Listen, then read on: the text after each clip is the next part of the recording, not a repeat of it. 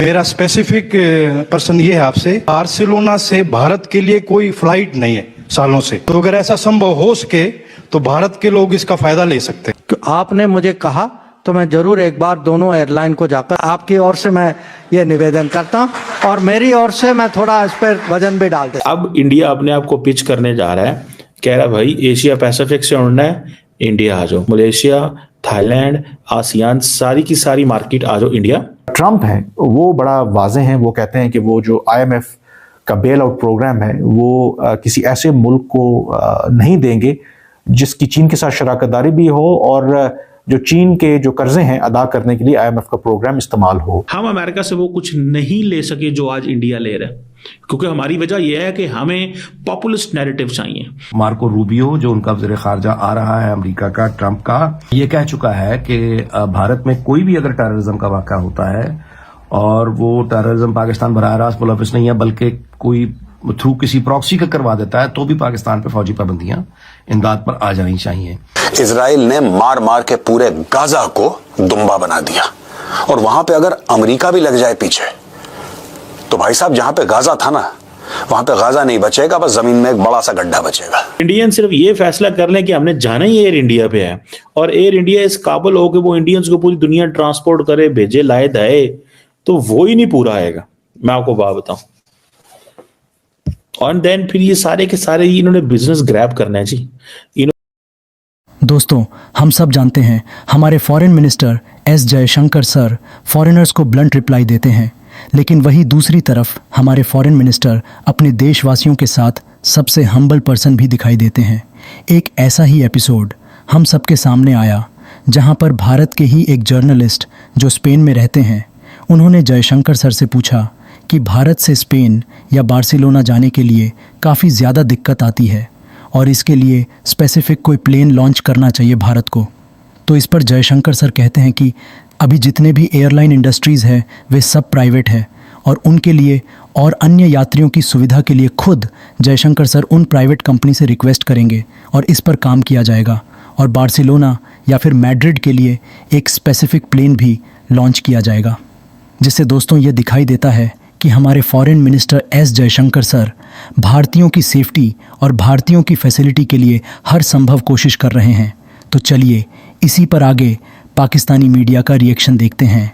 अब इंडिया अपने आप को पिच करने जा रहा है, कह रहा भाई एशिया पैसिफिक से उड़ना है, इंडिया आ जाओ, सिंगापुर, मलेशिया, थाईलैंड, आसियान, सारी की सारी मार्केट आ जाओ इंडिया।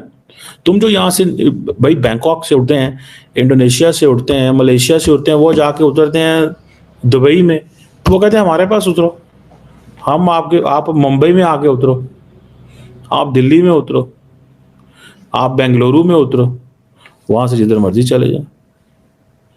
ये है इंडिया का प्लान, ये है इंडिया का प्लान। This is what they are thinking, this is what they are planning, कि हमें यहां से आके चीजों को थोड़ा सा करने की जरूरत है।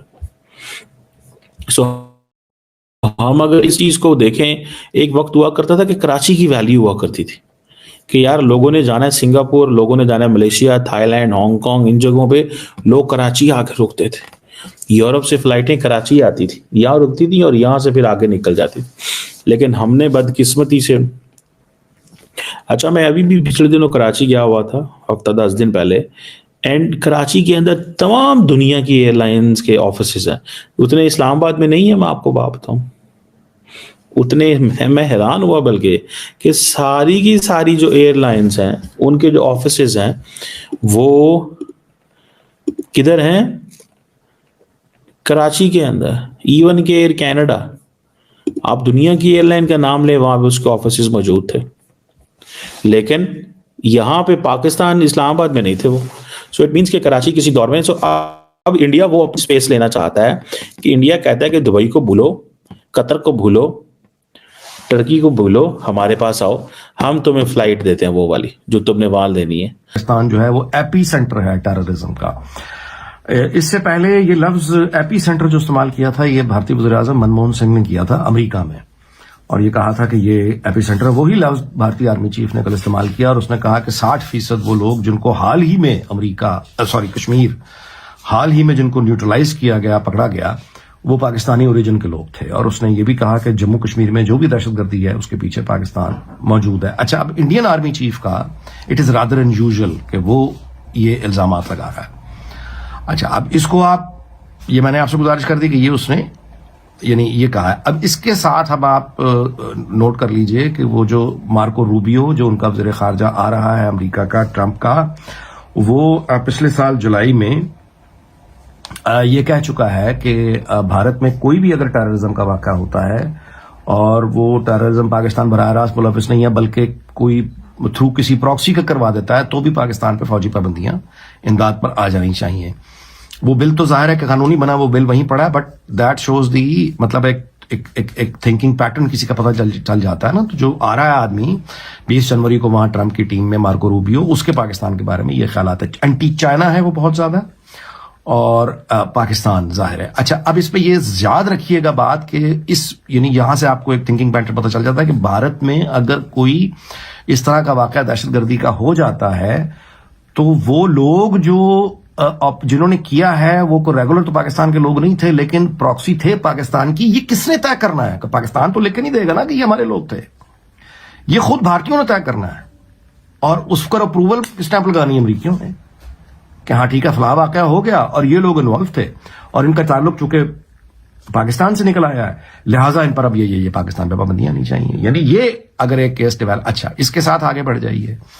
एरिजोना से उनके कांग्रेसमैन है एक एंडी बिग्स, उसका नाम है। 4-5 दिन पहले उसने भी एक बिल पेश किया है, फार राइट का है ये, जिसमें उसने ये मुतालबा किया है कि नॉन नेटो, जो पाकिस्तान का एक स्टेटस है मेजर नॉन नेटो एलाय, इस स्टेटस को एंडी गिब्स ने कहा है कि रिवोक कर दिया जाए।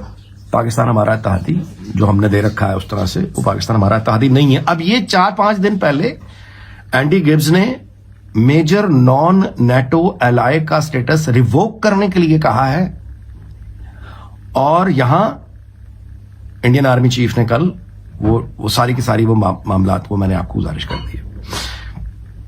तुलसी गारबर्ड, ये मैं बार बार इसका नाम लेता हूं, ये डायरेक्टर है वहां की नेशनल इंटेलिजेंस की, ट्रंप ने जिसको अपॉइंट किया है। जितनी CIA, FBI, national security agency इसने हेड करनी है, तुलसी गारबर्ड ने। और इसकी ट्विटर पे टाइमलाइन निकाल के देख लीजिए, इसकी खुद की वीडियोस पड़ी हुई हैं अगेंस्ट पाकिस्तान।